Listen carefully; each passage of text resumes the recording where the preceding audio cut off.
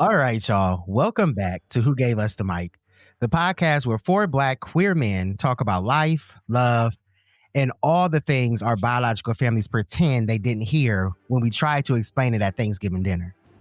Today's episode is about family, and not just the folks who share your last name.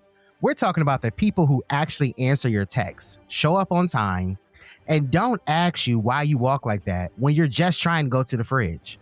Yes, we're talking about chosen family.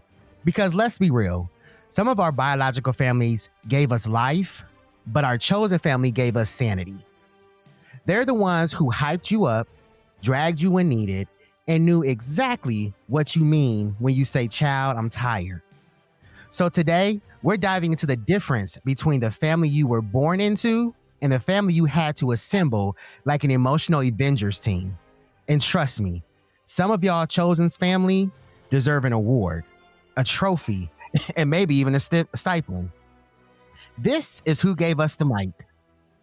Let's get into it and introduce our host before somebody's auntie calls in talking about, "I always knew you were different."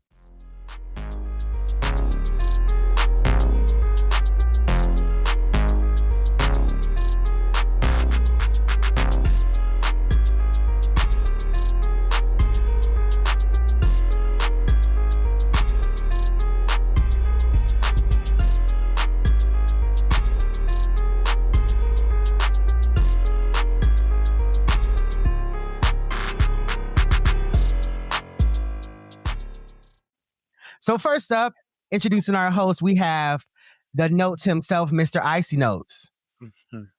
Hello. And then we have our little ball of pixie dust, Chaos.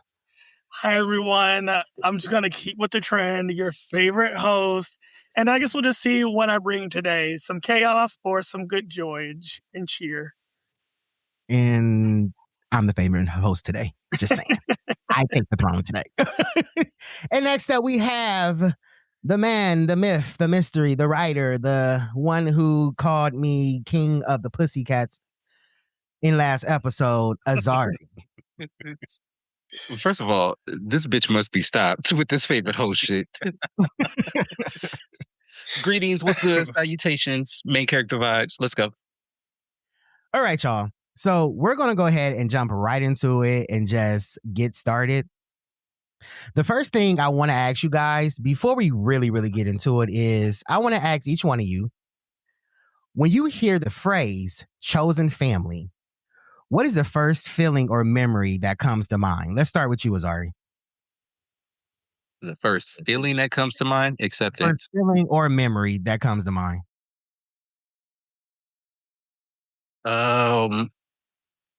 Acceptance and, well, freedom comes with that. So, freedom. All right. So, why do you think that kind of stuck with you? Saying that, why is that what you think of first when you heard that question? Oh, you just want to ask me two questions, huh? Mm-hmm. I mean, because I feel like with chosen family, again, it says something where it's people you choose, and it stuck out to me because I feel like when I finally got around those people, like you guys are part of my chosen family. I felt much more freer and able to be myself without worrying about having to deal with family questions and family whispers and this and that. You just, I don't know, you feel much more accepting of yourself to me. Okay. What about you, Mr. Chaos? So when I hear chosen family, I don't immediately go to queer people, unfortunately. When I first moved to Cleveland, I think about this organization I joined, and then four people that like really like stayed with me and were just like really great friends and supported me through like a relationship and just me kind of loving myself more and believing in myself a lot more. So I always think about those four people like kind of really sticking beside me. Okay. So did that memory or did those people support you in ways that you weren't getting anywhere else? Yeah, actually, I feel like if anything, they encouraged me a lot more than, my immediate family. I think whenever I doubted myself or there were some things that like I really wanted I don't know, I guess I really wanted to do or whatever situation have you, they were always there encouraging me, but not only encouraging me by supporting me and not just by like texts and phone calls, but just physically being there as well too and showing up. Okay. What about you, Mr. Icy Notes? Thinking of like chosen family, it just brings me to like fitness, just being accepted, no matter like almost like no matter what. Um, Not saying that just as me speaking on just my family in general, just not saying that my family don't accept me, but it's something about picking and choosing the people you really want to be around and like really let loose, let your hair down for real. And because I know even though my family knows about me or whatever and what I do or who I do it with, um, it's something about being around people like around your same age group that you got those shared experiences and stuff like that. So I don't know. It's just about just feeling accepted, like flaws and all. Okay. So same question I asked Mr. Azari. Why do you think that moment or that feeling kind of sticks with you? Just gonna recycle my question like that. Why it sticks with me? Mhm. It sticks because it's almost like you when you build that bond with someone who's not blood, it's like it's forged in like real like truth and honesty, I would say. And it's awesome that you can be like honest and open with someone and you guys have that shared experience, and it just I don't know, it's comforting. And it's nice to know that okay, I'm not alone. So and I can actually trust these people outside of my bloodline, trust these people around me to have my back if my biological family doesn't. Okay. I would have to say for me, the first thing I think of when I hear the word chosen family, is that support. It's basically having that person that you can go to that understands what you're going through, that kind of understands how you're actually feeling, and that can honestly relate to you. Because again, I'm not saying my biological family don't support me or accept me. Well, my biological family doesn't accept me, but I get better support from my chosen family than I do my actual family. So that's what I hear when I hear chosen family. Again, that's a family that you build, that you kind of build off of memories, off of feelings, off of likeness, off of common ground, versus just saying you're my family because we have the same blood.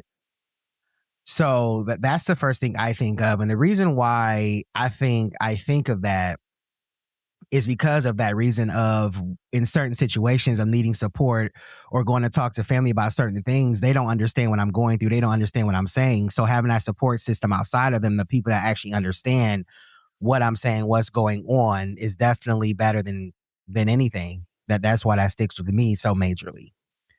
And that's kind of the reason why I kind of wanted to do this episode, because we all have our biological and chosen family, but it seems like the chosen family is always there.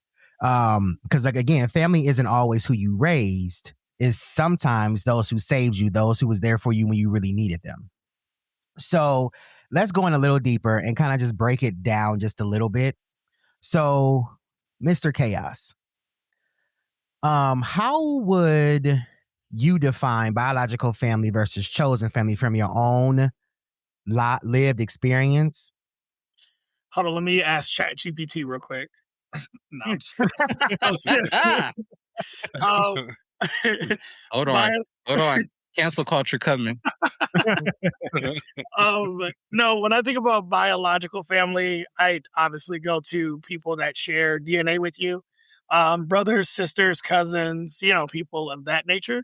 Is what I typically go to. And then chosen family, I think when I hear the word chosen family, I think about people that are not related to you by blood, but you all have a bond that's very strong that, you support, love, celebrate, and you're just there for each other as if you were, siblings, that kind of thing.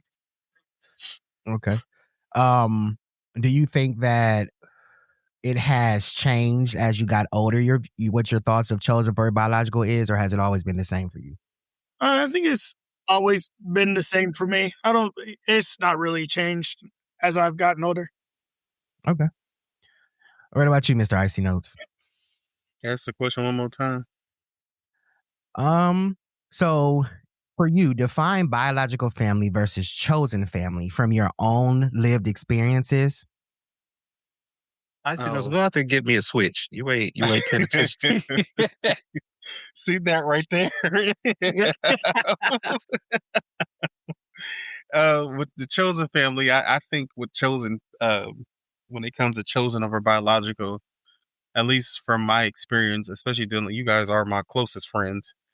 You guys are willing to check my shit clearly, and I appreciate that. Versus like my bio, I mean, I'm not saying that they won't, but they're I would say with my biological family, they're more like, it's okay or it'll be okay, and no, not from this group.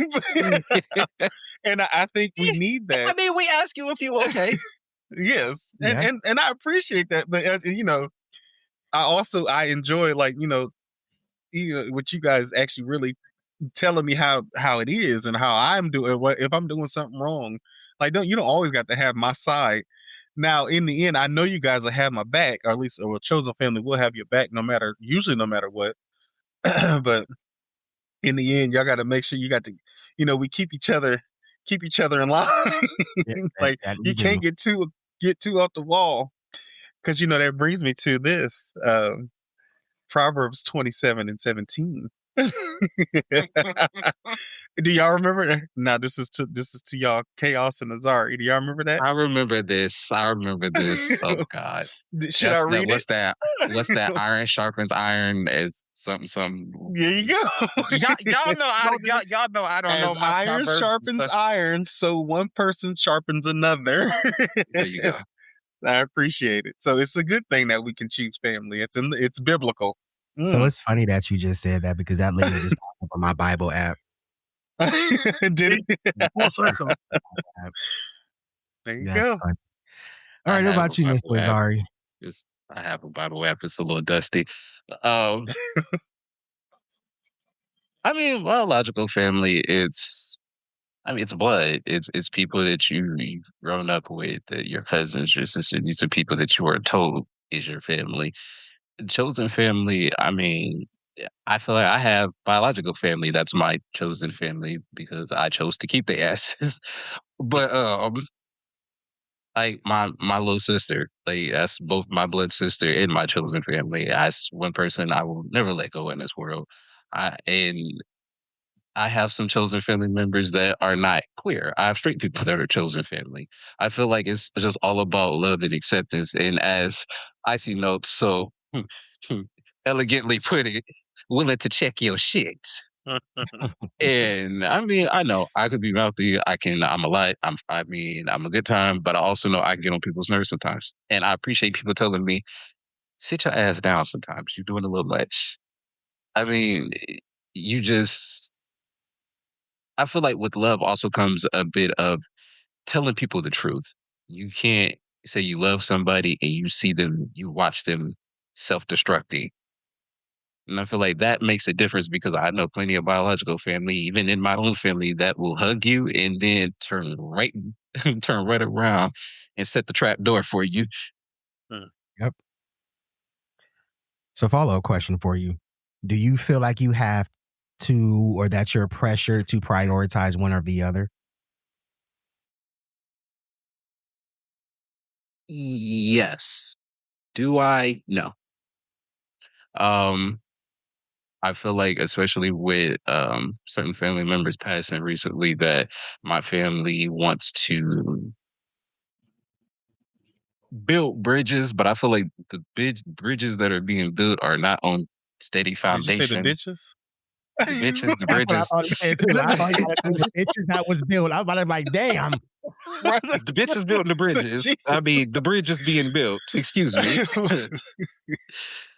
There's still on shaky foundation for me, and like I said, I never shut a door. I will always allow family to show me that they want to be family, but I do feel a little pull, like we never see you, we never this, we never that. But also with that, how often do you make yourselves available? How often does anybody text? How often does anybody call? How often does anybody say you're okay? Because I mean, you can say that to me, but then I have to stop you because I've done all of that. It hasn't been reciprocated.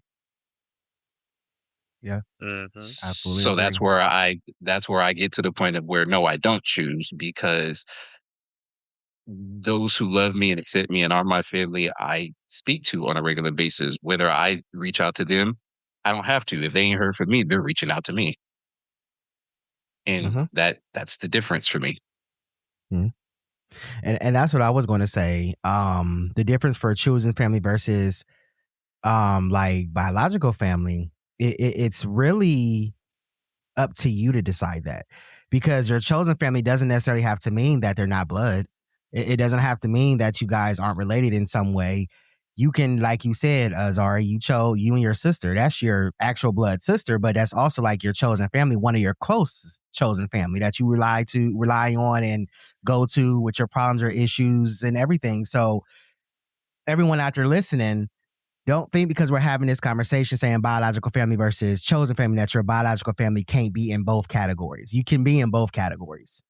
So let's keep that in mind as we're kind of going through this. But I fully agree. And that goes back to like those expectations that I think of, like when you have biological and chosen family. With biological family, sometimes those expectations are way higher, how they expect from you and want from you, versus your chosen family who truly got the time to really get to know you and not to get to know the version that they wish were you. So that's another deep thing with chosen family for sure. So that takes me to my next point of why chosen family exists, whether it's in the queer community or everyday life. Why do we think that it exists? So going to ask everyone again, and this time I'm going to start with icy notes. Was there a moment in your life when chosen family became necessary rather than optional? That is it's hard to answer that question because my biological family is like always there, and I'm not saying anything against the people I chose to be close with me outside of outside of my blood. Um, it's hmm. I can't think of a time where my family didn't show up. Honestly, I really can't. But I mean, but like you said, biological and chosen family can be in the same category. So I mean, I guess just it's blurred for me at this point in my life. When it comes to trying to really remember, like, was there ever a time I was just out and just out on my own, and the only people I had were people I chose to be around me? Oh, I can't think of one, and not at least not nothing I can remember. That's Uh-uh. understandable. I mean, that it can be like that when you have that support system from both sides. Then you really don't need the option to feel like it's necessary or optional, because Yeah. each side kind of fulfills their own duties and responsibilities, I guess you could say. Mm-hmm. 'Cause I'm sure there's things you tell us as your chosen family that you probably don't tell your biological family. Now, we all know Icy knows, and he kind of will tell whatever. He don't care. I'm So about to say, well, What is it? love him for that, though. But we all know that he does that. So that actually makes sense. And I understand exactly where you're coming from. Yeah. So Mr. Azari, was there a moment in your life when you felt chosen family became necessary rather than optional? I'm about to be disowned. Uh, yes, actually. Um, it was, I think I was still a teenager, so 17, 18, 19, somewhere around there. Yeah, there's one memory that sticks out vividly, and This is not to call anybody out in my family. The people in my family that I speak to, I don't mean to say it like that either. I love my family, but this does stick out to me. I remember I was visiting one of my cousins, and I used to go over there all the time. My mom used to live a couple doors down, and I had just came out the closet to the rest of my family. My mom and dad even knew years prior, but I remember one of my little relatives had came over and had asked to drink something I was drinking, and I gave him the bottle, and he drunk behind me. And when I tell you his dad blew up on him because he drunk behind me, I think I got up. I think I immediately got up and I left. And I think that was the last time that most of my family has seen me. And I think I was about 19. Just for context, I'm 36 now. And that was when I never got that reaction. I don't, and mind you, this wasn't my family. This was other relatives of mine, like my mom, my dad, and them. They were fine. But like you said, you can't. You look for you look for something outside of your immediate family because you can't do everything or say everything with your immediate family. This is who's my sister because again, if y'all know my sister, y'all know her how she talks, so you could tell her anything. But I think that for me just kind of made me realize like, wow, no matter what I do for y'all, and no matter like whatever, y'all still only gonna see me as the family. Okay. And started hanging around my friends more. That was a little bit before I met Icy Notes, actually. And we haven't turned back since. We might have been a little bit. I've been cursed ever since. So he looked at me, he said, friend, he melted and latched onto my family, and here we is 10, 15 plus Actually, years later. it was more your family accepted. It latched on to me for real. I don't know why. Despite my protest, I said, are y'all sure y'all want to do this? I know more about them than y'all do. Are y'all sure y'all want to have? And here we are. They love me. Don't give me them Donahoe quotes. So, Mr. Azari, Yes. when you first started to come out to your family, who were you talking to at that time? Oof. Like as a relationship or like you mean like not like when you first did like you're kind of like well, not official because I don't know if it was official, but there's a story, a time when you were dating someone and you had him at your house and you decided to come out to someone else, that a girl that you were talking to while that person was at your house. You bitch. Dang. Spill it. Spill the tea. First of all, it was Leo. He was there. If you go tell the story, tell the whole fucking story. Well, I wanted you to tell her. That's why I set the brick and I wanted you to finish building the house. But tell the context there. Don't sit up there and bring up a story like it was told in, like I told you in context. No, your black ass was there. So okay, don't put it like you ain't want me there. Or like it was just like it just happened. Your ass came at the invite too. Mm-hmm. Your ass came at the invite too, with them little wings on your heels. Like what's dude's name? No more. Them little pixie wings carrying your ass came down there on the wings of love. On the wings of love, crazy. That wasn't, and that wasn't my fault. I have a follow-up question for it. That wasn't. I just wanted to throw that out because that made me think of that when you said that. But my follow-up question is, at the time, what was happening with your biological? Well, damn, you kind of already answered that. So I guess you actually already answered my follow-up question. My follow-up question ask it anyway, since we putting everything out there. Put it on what was happening with your biological family? So my follow-up question was, what was happening with your biological family at that time that made you do that? But you already explained that in your story, so you kind of already answered my follow-up question. I mean, I guess I could add to it. That was one part of it. That was when I really started like deciding like my friends and who I choose to be my chosen family. But as far as what was going on in my family, there's a lot of things that I seen in my family I'm not particularly fond of. And I just as I got older, I started realizing that I love my family, and if I have to, I can love them from a distance. It's just not the type of thing that I want to be around me because I find stuff like that to be contagious, and I can't. Like I'm a very mental health conscious person, and I know how that type of shit wreaks havoc on your mental health. So just no. I love y'all. Call me if somebody's dying or something, or if you need me to come make an appearance, I'll show my face when my battery about 50%.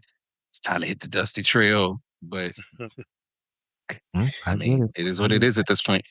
Yeah.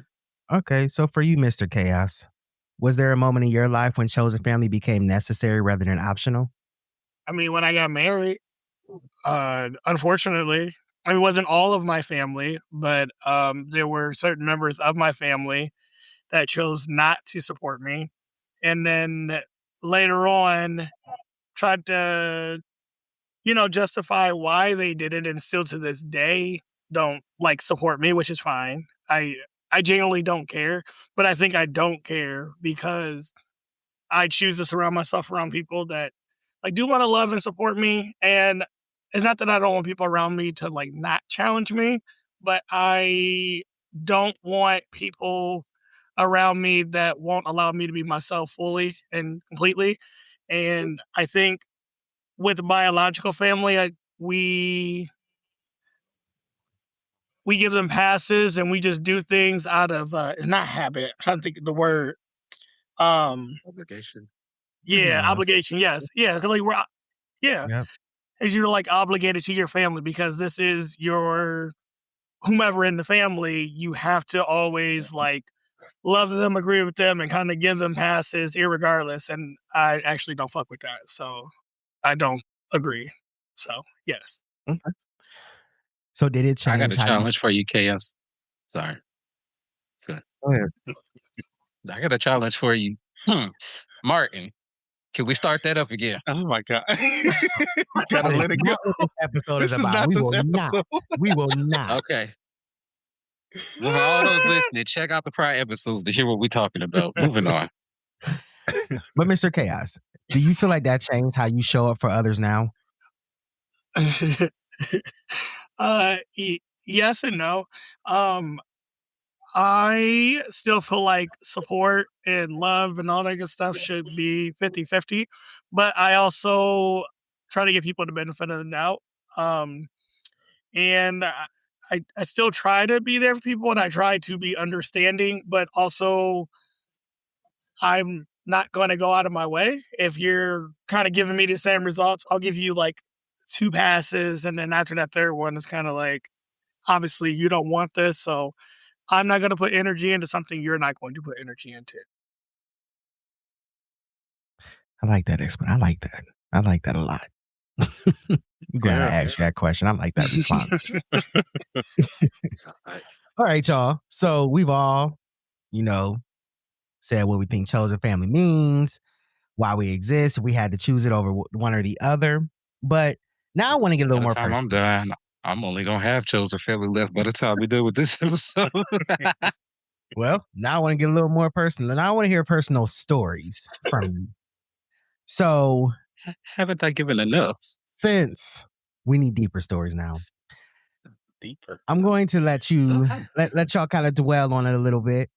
So here's a question. I want y'all to tell me a story about a time your chosen family showed up for you in a way your biological family couldn't or just chose not to. We kind of got a little bit from Chaos earlier about that. But now, like I said, I went a little deeper into it. So tell me a story about a time your chosen family showed up for you in a way your biological family couldn't or chose not to. And I think I'm going to start with Mr. Icy Notes. I mean, it's going to be very simple with me. Once again,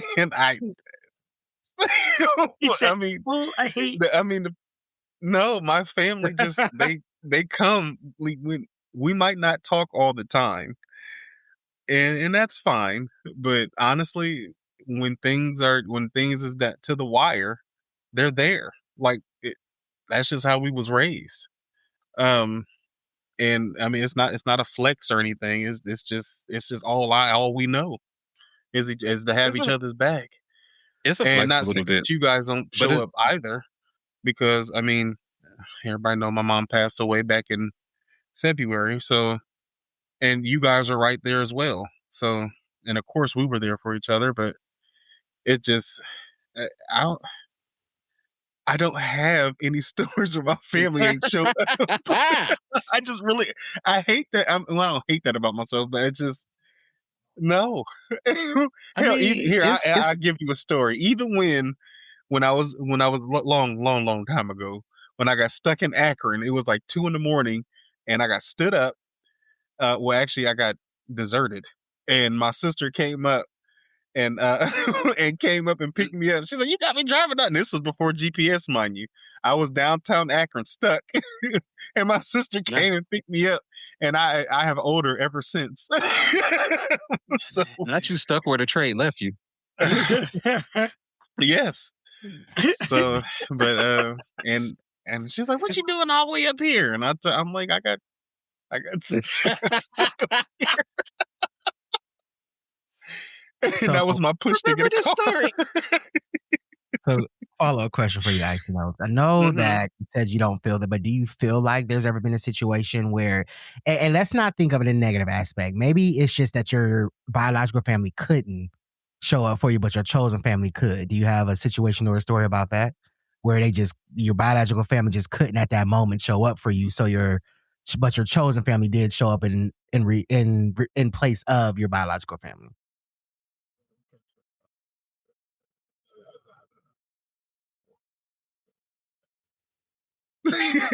I No, just say no. I mean, I I hate to know, sound but ridiculous. I'm really trying to think Right. about I it mean, because they're just always there.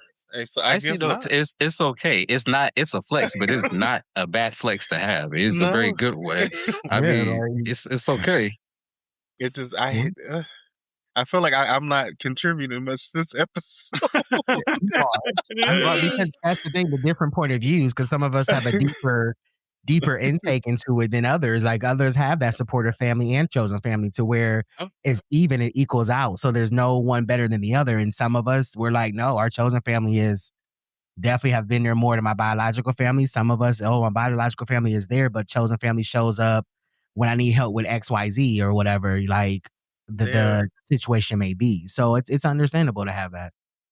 what is that? You just have both, and there's absolutely nothing wrong with that. there's nothing wrong with that at all. I mean, I'm blessed. Get the fuck. Now we're gonna Somebody go where disconnect his mic. You were dismissed. where I know I'm gonna get a different response. Okay. Oh fuck me. Mr. Azari, tell me a story about a time your chosen family showed up for you in ways your biological family couldn't or didn't. This is trying to get me this on. Like y'all are trying to make sure I'm out here in the streets just ass out.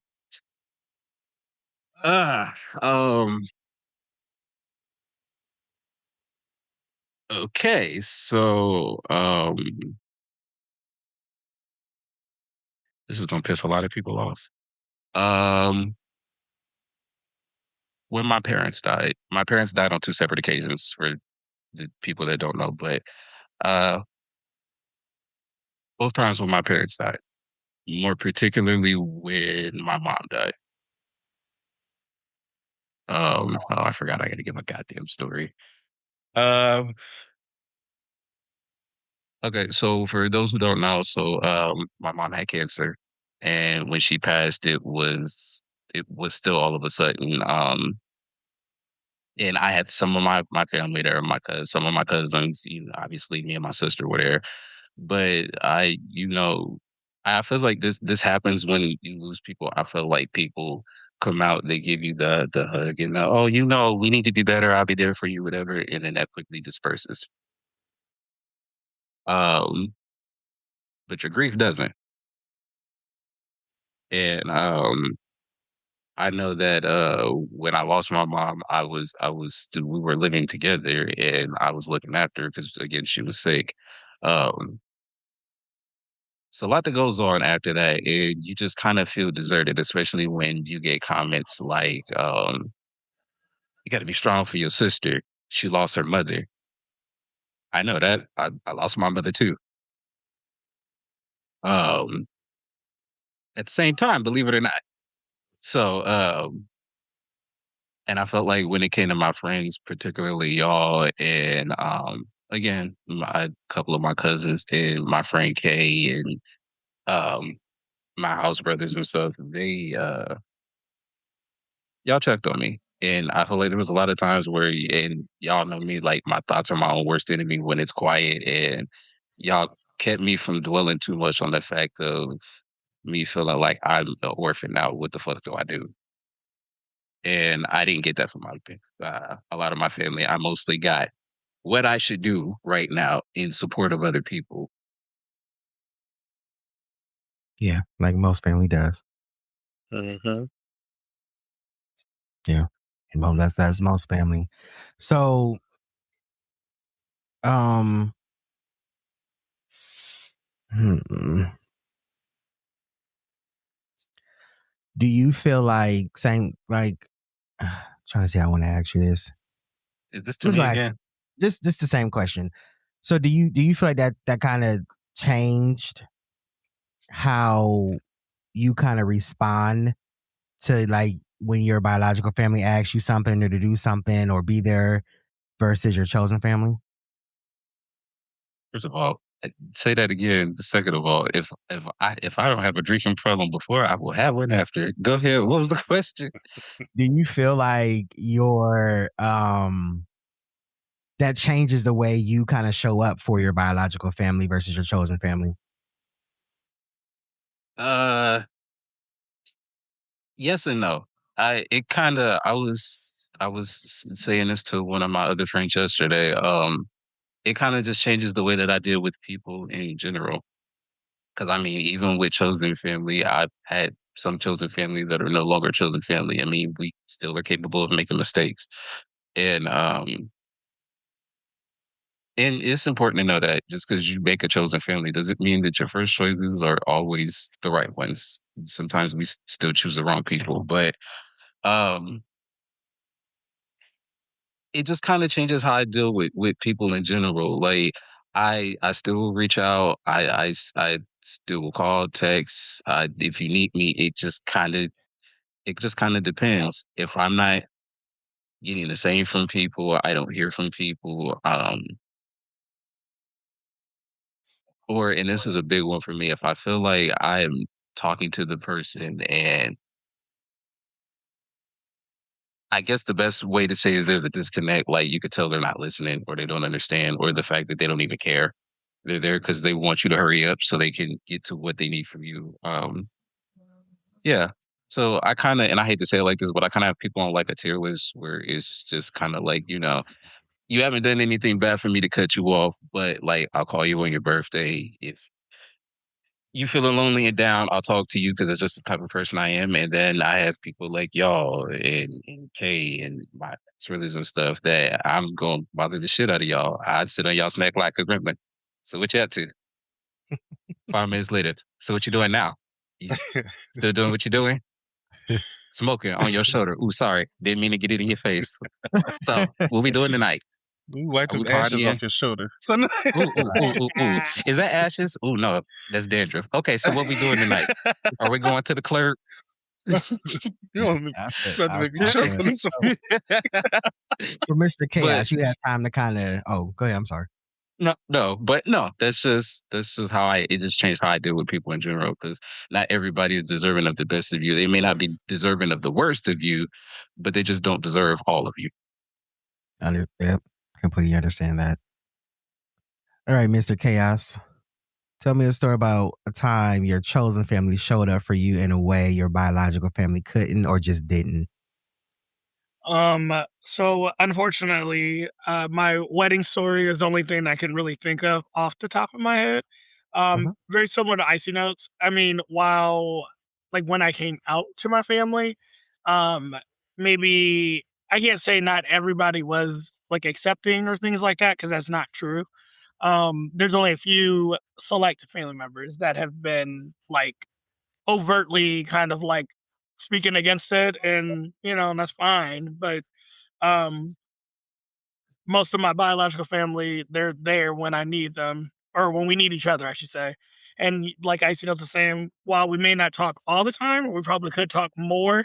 When it comes down to it, if I need them to be there, they are there. Okay. I understand that. And I would say for me, most of the time when I'm going through a relationship issue or something of that nature, I definitely go to my chosen family because my chosen family understands more. They're going to actually talk through it more to where I feel like my biological family don't really understand. Or it's one of those things where, and I hate to say it, they kind of don't care. It's like, okay, well, you had that situation, you was in that relationship, move on. Like, and, or it's going to get better. Like kind of like what we said before, where your chosen family is more, I mean, not chosen family, your biological family is more going to be like, oh, it's going to be okay. It'll get better. You know, you have to go do this or you need to focus on this, to where your chosen family is more so going to be like level with you. They're going to talk to you. They're going to be like, okay, well, I'm sorry that happened to you. Like, is there anything you need? Can I help you with anything? What can I do to help you? To where it's like your chosen family kind of, I mean, your biological family is kind of just like, get over it. Like, there's other stuff you need to focus on. There's other things that is happening. Yes, this happened to you. And they honestly may be sorry it happened to you, feel bad it happened to you, but their response is not always what you need at that moment or what you want to hear in that moment. To where your chosen family, they're going to tell you, they're going to be there for you, but they're also going to tell you to get over it too, but not in a way of where it's like, get over it, like move on, where it's going to be like more like, yeah, this happened, but we're going to get through it. They're not going to say you'll get through it, but we'll get through it together, because you're not going to go through it alone. And that's why I feel like chosen family definitely steps up more in those situations to me. So again, like we're getting deep into there, guys. Now we're gonna move on to Where you get that newscaster voice? Right. We're getting deep into there, guys. Take me through there. Take me through there. Hey. Oh. like. So now we're gonna kind of get into like the tension of it all, like the pros and cons of both sides. So my first question, and I'm gonna start with I'm gonna start with Wakanda, and if y'all don't know what I'm saying, I'm gonna say, Mr. Azar, we're gonna start with you. What do you think biological family offers that chosen family sometimes can't? It's a deep question. Y'all might have to think about it. No, I know the answer. I just can't believe that you asked this of me.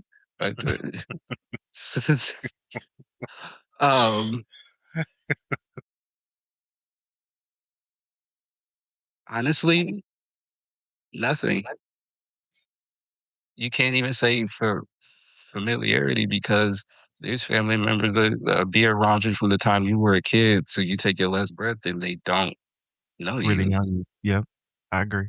You can't say love, because anybody's capable of loving somebody. I mean, nothing. I mean, chosen family can also be biological family. I mean, there's nothing that one human can't give another. I'm sorry. It's just a willingness. Okay. Okay. Sorry, no drama No, this you're time. fine. I'm just trying to think, like, if I want to ask you a follow-up question, but I don't think so. I think that was pretty well said. I like that. What about you, Mr. Chaos? What do you think? What do you think biological family offers that chosen family can't sometimes? Will and testament. No, that's terrible. Unless they don't have shit, then all you left with is the bills. Then you really just you stuck with their bills. That's why I keep telling this man over there to make sure his stuff is together, just in case he goes first. You over to crying in the corner talking about I feel like you gonna make me go like first. He said in case he go first. Like what? Wait, don't cut it. Close it. I mean, we'll be there to support you no matter what, but please, right? We're gonna talk and you when off they of lock it your you ass up. We will be there to put money on your books. No, I mean, and Chaos, don't get caught.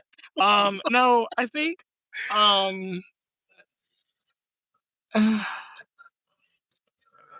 mean, I guess really nothing. I mean, I was gonna say like those memories, like kind of. I mean, I guess no, I would say sometimes experiences, just different things like that. Memories growing up, things that are special, um, whether it be I don't know something from your childhood, something you and your siblings experience, maybe something you got to experience and do with your family as a whole. Even if maybe now relations may not be super great, you kind of have those things to fall on. I mean, I think sometimes those once in a lifetime events or just certain special moments maybe can't be recreated with your chosen family. So I'm going to say memories. Okay. Cute posture. Memory. Yay! Memories, memories. And the day will say, thanks to the Powerpuff Girls. Right. All right. What about you, Mr. Icy Notes? I was actually going to say something similar to what Chaos is saying. Just having that, having those shared experiences from before you was able to choose your family, and then history, having the history that you guys have. I mean, you can't really like you saying, you can't recreate that. I mean, because it's what's said and done and gone. You guys can talk about it, laugh about it, and you can still talk and laugh. Well, you can talk and laugh about it now, as long as it's nothing too traumatic. But you can still talk and laugh about it now, and just keep on living. And I would definitely say also like that. At least from my experience, they keep you grounded. They keep you knowing, like, who you are and where you come from, and your foundation is, I think, is something biological family, at least my biological family, can give.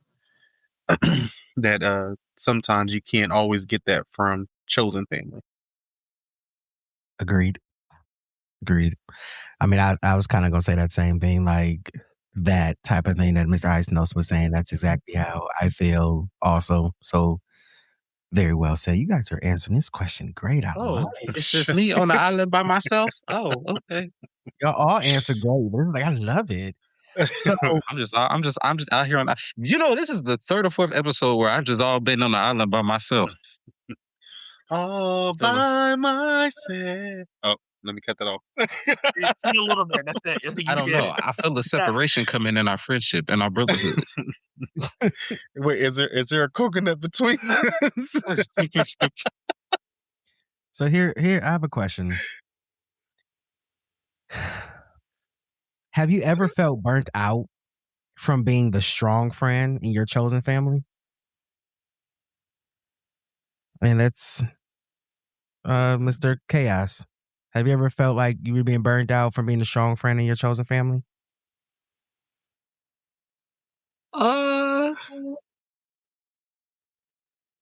Yeah. Not really. I think people that I've surrounded myself with, I feel like are like equally strong, and not even just like in a sense of like, I don't know, like I just don't have to. I just take on a lot of stuff and give advice and things like that. I think people I've surrounded myself and chosen to spend my time with. I think we all equally share on that burden of being the strong friend, but I also think we're very good about noticing maybe when someone that we typically know is a stronger person, maybe need a little help or just a little extra love. So I don't think I've ever really had to be the quote unquote strong friend for my chosen family. Sorry, I blanked out that last bit. Where did you go? I don't know. You ready to go to bed? All right, what We're doing about this you, at 3 Mr. a.m., y'all. Okay, I'm fine. Stop. Okay. What about you, Mr. Azari? Why is it always me? You love it. I was trying to sound like Chaos. Who said I love it? Because you're a hoe. I did. I mean, Did you call me a hoe? I said host, but I mean, Oh, I said host. Shut up. That was you like pot calling the kettle. mm. What's the question? Have you ever felt burnt out for being a strong friend in your chosen family? I remember that. I just wanted to fuck with you. I did for a time. It's before again, wrong chosen family. Um, Not so much anymore. I struggle with it at times, and it's not because I know there's not people I can't talk to. It's my own thing that I'm trying to work out where I automatically it's almost like a reflex. Like you have people you could talk to. Like I mean, I could talk to you guys, but it's almost like a reflex where you're so used to people not caring or not understanding to where you just kind of stop yourself and you talk yourself out of it. Oh, well, they have other things going on, or it's not that important, or you'll figure it out. And so, no, but yes, because I still feel like it's my job to be there for everybody else, and I know that's not the case. And I know now I have the type of family that, like, I guess, strong friend, quotation marks, where we take turns. There's days where people aren't their best, they not feeling their best. They in their head, they don't feel like they not feeling great about, their look or whatever's going on. You know, I feel like that's the point of the family. When one person a little weak that day, you pick them up, put them on your back, and you carry them until, now you're not feeling so great. And I feel like that's just the type of family I have now where, I mean, I know where I'm not feeling the greatest. I can come and talk to y'all. Mhm. And, I will hope everybody knows they can come and talk to me regardless.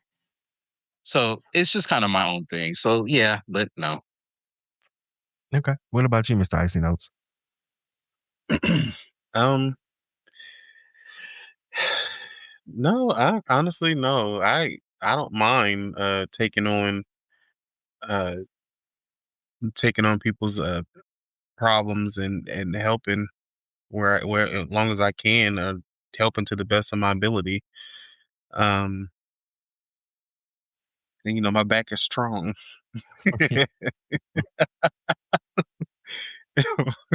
Because I am the hope of the slave. No, but no, Please. it doesn't bother me. Will I say I get weary?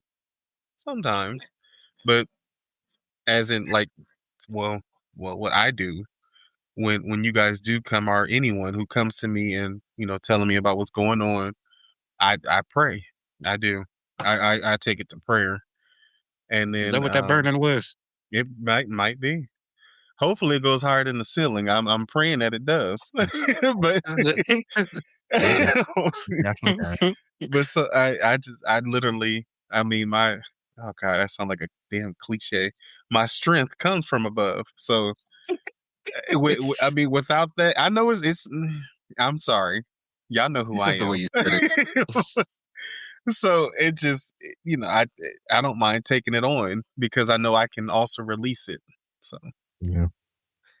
I would have to say, same for me. I feel like, yes, there's been multiple times I felt burnt out, but I'm okay with it because I know it's not from a malicious place of them just putting all their burdens on me because they feel like I can handle it. No, you sometimes do get burdened down with others' problems, but when you know that person would do the same for you, or you're helping this person, it doesn't bother me. Yes, sometimes I'm burnt out.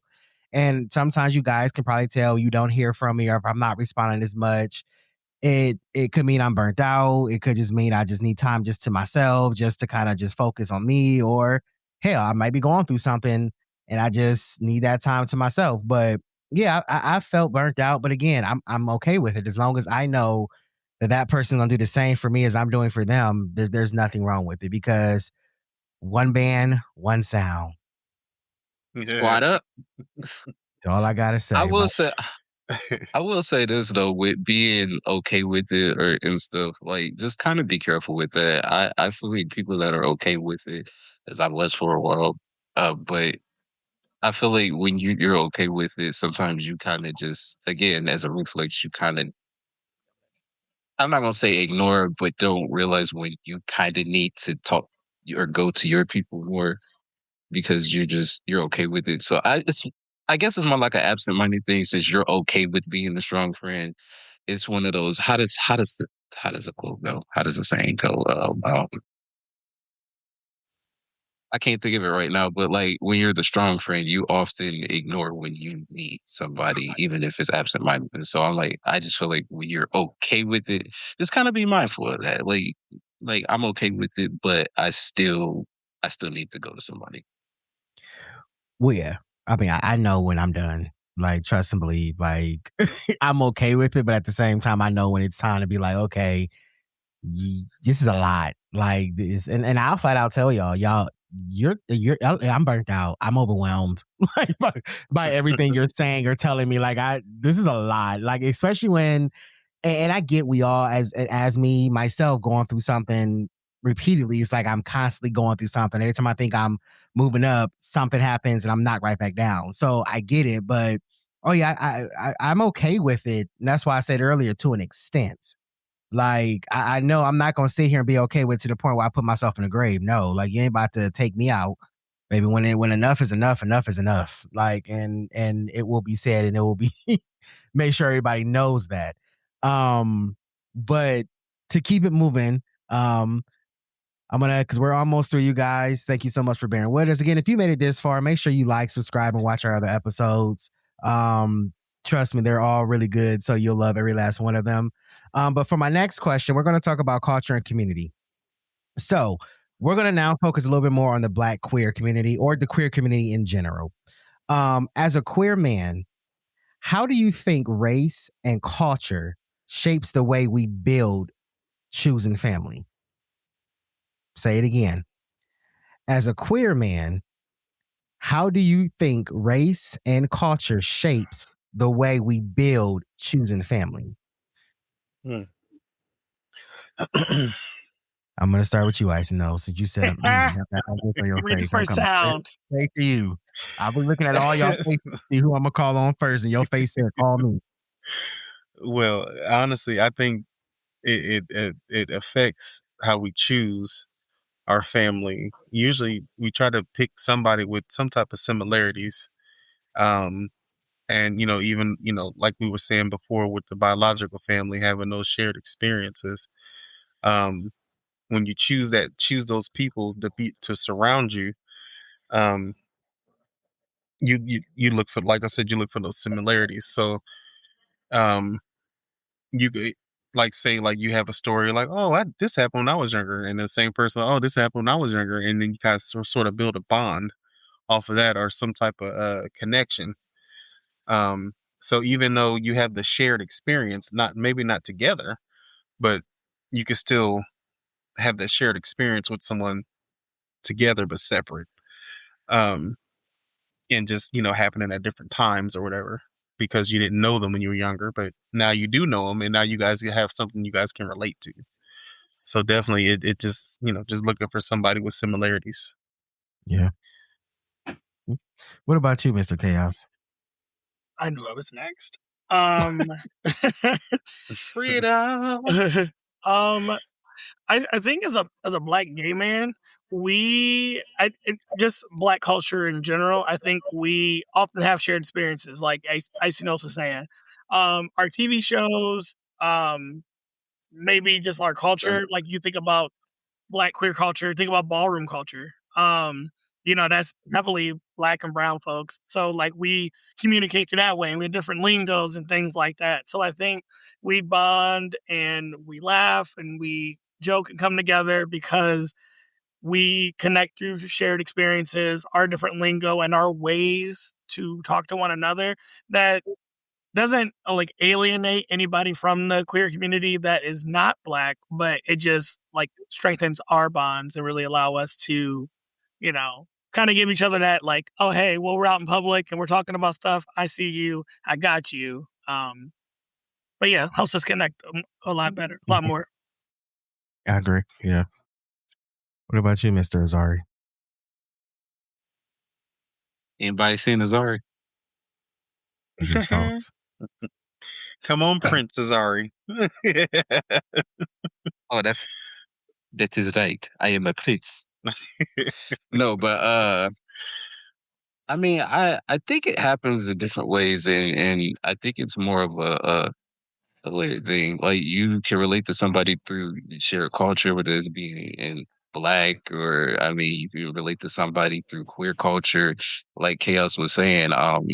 Even through ballroom and stuff and lingo, music. There's so many ways you can relate to somebody, and you just kind of grow and find more shared things, or even find things that you didn't even know y'all had in common. Like even hearing somebody talk about something that you didn't even know you had an interest in until you hear and see how they feel about it. So I think it happens in different ways. And like Chaos was saying too, I mean, you got some sharks in the water in every culture. So you still have those places that, it's not everybody, it's not welcomed like they should be. But I think that kind of reinforces, not saying it's good and it needs to be there, but it also reinforces in these other spaces that, you need to find those people that you have those shared memories, even traumas. I mean, in common to help, build each other up, because it's not all safe and equal out here in any culture.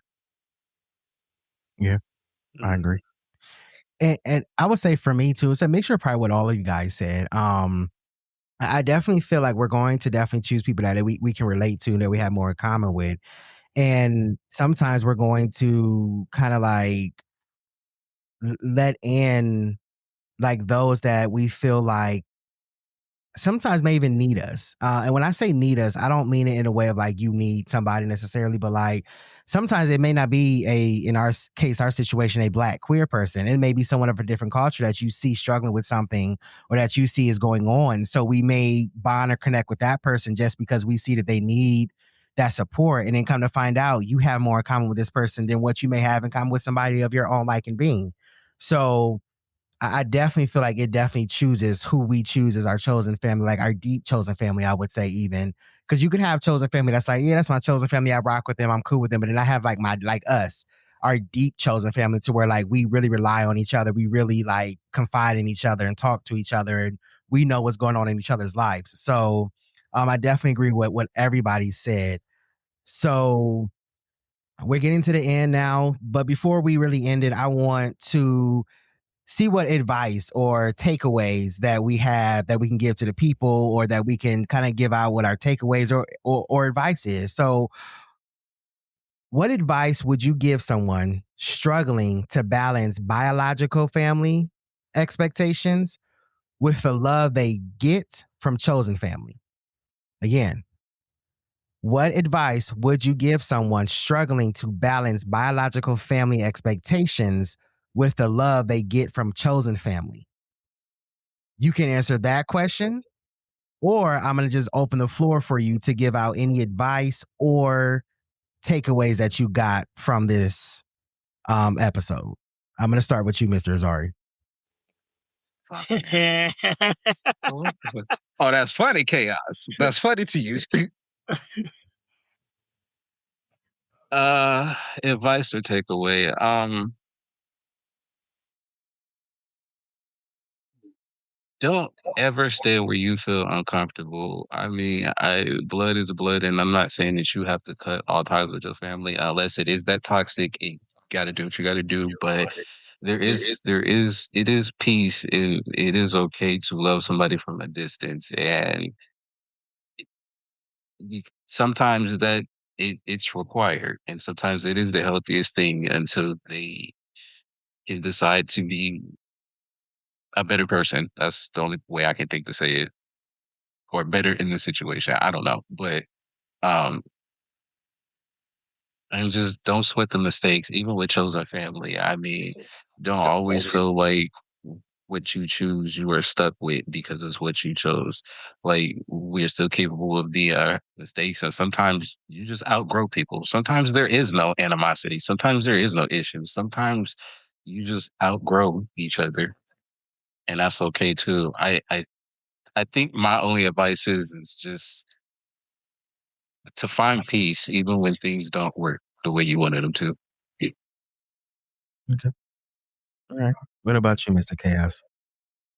Um, I think when it comes to balancing biological family and chosen family, I think maybe now, I think a lot of people, the thought process is you showed me who you are, so I'm cutting you off immediately, right? And this may be an unpopular opinion, but like Azaria was saying, if your relationship with your biological family is really just that toxic, obviously, yes, cut them off. But I'm also a firm believer in, I think people do really want to be there for each other. And maybe sometimes they don't know how, whether that be not showing up, or maybe not knowing what you need. And so I would encourage people to, give biological family a chance, but also if they're showing you who they are and kind of like they're showing you they're going to disrespect you, not respect, whatever it might be, um, then yeah, being comfortable with cutting them off and not even being on some like disrespectful, dramatic stuff. You got to put yourself first and your mental health first. And if someone's not feeding like good energy and vibes and positivity into your life, it is okay to cut them out because at the end of the day, you are in control of your own happiness and you shouldn't keep people around that are going to be a hindrance or a virus to that happiness. Look at you spitting out knowledge. Okay, I hear you. What about you, Mr. Ice Notes? I would definitely say, like, with the keeping the balance, definitely choose. Make sure the choice is not like make sure like when you're seeking someone or seeking like family outside of family, let it be natural. Let it happen naturally.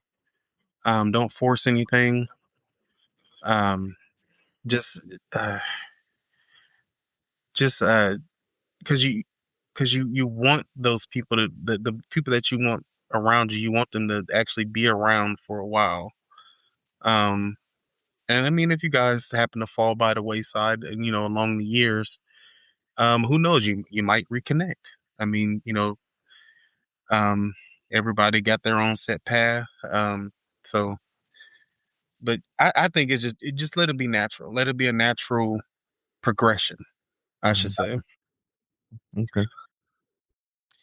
Well, and for me, you guys, is just always keep them doors open. I understand we go through things with our biological family, just like we're going to go through things with your chosen family, but always think about things fully and thoroughly, and make sure you weigh the situation before we just cut someone off or let someone in. Um, so that is my advice to all of you. And now, all right, y'all, that is our show for today.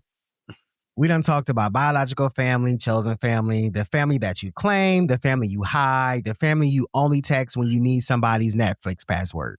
I know I've done that. Just saying. If this episode if this episode taught us anything, it's that family isn't just who shares your DNA.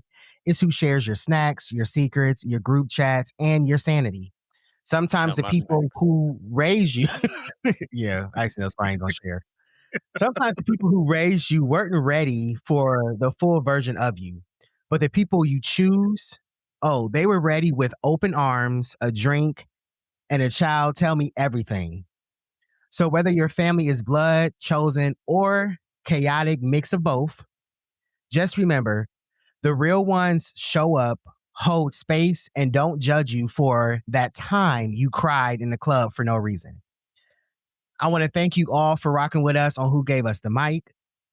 We're four Black queer men talking our talk, laugh out loud, and say things everybody else is scared to say. We'll catch y'all next time. And remember, bring your chosen family with you to the next episode, because some of y'all biological families still ain't ready for us yet. Say bye, y'all. Bye, y'all. Bye, y'all.